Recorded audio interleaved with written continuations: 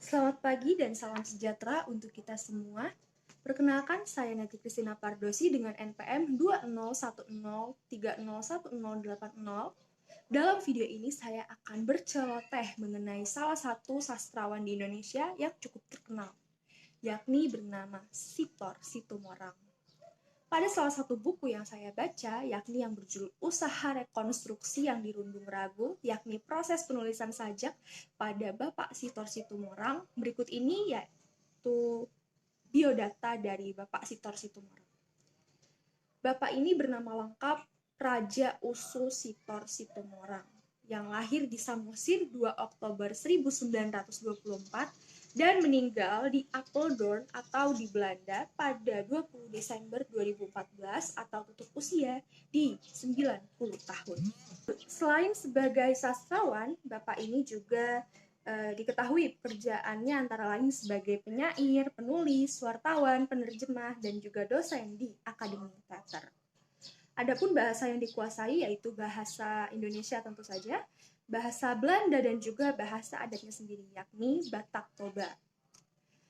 Bapak Sitor Situmorang ini berasal dari aliran bahasa atau aliran sastra di Indonesia yang terkenal dalam sejarah, yaitu pada tahun 1945 dengan genre puisi, sajak, cerpen, drama, dan juga esai. Adapun beberapa karya sastra yang sangat terkenal dan dihasilkan yaitu selalu menampilkan ciri khas, yaitu berupa corak simbolik. Nah, berikut ini adalah beberapa karya yang terkenal. Yang pertama ada Surat Kertas Hijau, yaitu sajak yang bertemakan percintaan dan pengembaraan.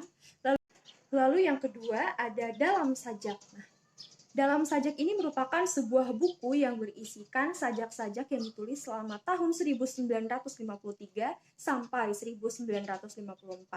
Lalu yang ketiga ada Wajah Tak Bernama, yang keempat ada Malam Lebaran atau puisi, yang kelima pada Zaman Baru yaitu tahun 1962, yaitu kumpulan sajak yang dianggap sealiran dengan puisi-puisi pada zaman lekra. Yang keenam ada Dinding Waktu, dan yang ketujuh ada Peta Perjalanan. Nah, dari ketujuh karya sastra ini, yang diantara yang paling terkenal ada yang ketujuhnya ini. Tetapi untuk seluruh karya sastra yang dibuat oleh Sitor Situmorang itu sendiri sangat banyak sekali dan beragam. Bapak Sitor Situmorang ini sangat tertarik pada sastra dan juga kesenian. Nah, menurut beliau, ketika hendak menulis sajak, itu semua berawal dari ide dan imajinasi. Nah, ide itu sendiri berawal dari ilham atau sesuatu yang dapat menggerakkan hati. Nah, ide yang dimaksud itu bisa berupa motivasi ataupun inspirasi. Karena kadang tiap ide juga tidak bisa dituangkan begitu saja, sehingga kadangkala sering menciptakan sesuatu yang malah menjadi kacau balau dan tidak sesuai dengan apa yang beliau rasakan pada saat itu, terutama jika informasi yang didapat simpang siur. Nah, berikut ini ada juga beberapa aspek yang menurut Bapak Sitor Situmorang sangat penting dalam penulisan karya sastra, khususnya itu adalah sajak. Yang pertama yaitu kepekaan. Karena tidak semua orang yang berjiwa sastra itu memiliki kepekaan yang cukup tinggi, maka diperlukan sesuatu yang memang khas. Khas yang dimaksud di sini adalah memiliki beberapa ciri tertentu, terutama sebagai seorang sastrawan. Untuk contohnya sendiri adalah misalkan Bapak Sitor Situmorang ini menuliskan suatu karya sastra itu selalu yang bercoraknya simbolik.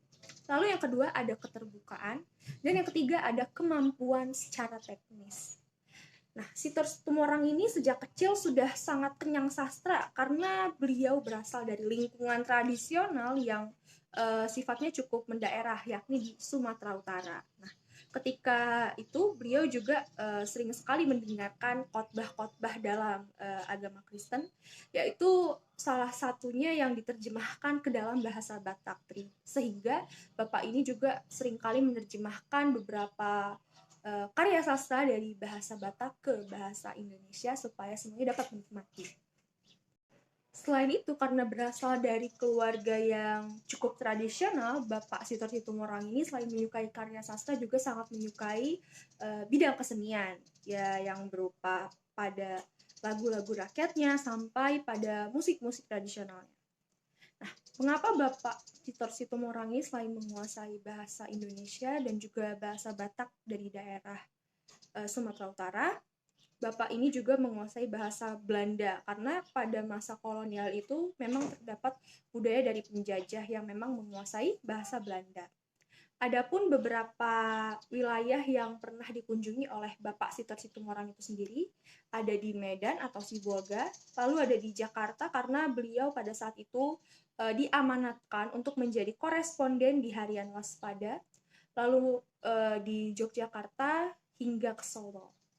Nah, salah satu puisi yang cukup terkenal hasil karya dari Bapak Sitor Situmorang ini ada yang saya suka, yaitu berjudul Malam Lebaran. Nah, puisi ini dikenal sangat unik karena hanya terdiri dari beberapa kata saja, yakni bulan di atas kuburan. Hanya berapa ya? Bulan di atas kuburan. Bahkan hanya terdiri dari 4 kata saja. Nah, puisi ini cukup terkenal karena memang selain karena pendeknya puisi tersebut, puisi ini juga menuai banyak pro kontra. Ada yang mengatakan bahwa ini tidak dapat disebut sebagai puisi mungkin karena terlalu pendek, tapi ada juga sastrawan bahkan para pakar-pakar sastra yang mengartikan bahwa puisi ini memiliki makna yang sangat mendalam, yakni bulan di atas kuburan, yang berarti bulan yakni adalah kebahagiaan dan kuburan adalah kesedihan. Nah, itu kedua hal yang berpadu pada suatu peristiwa.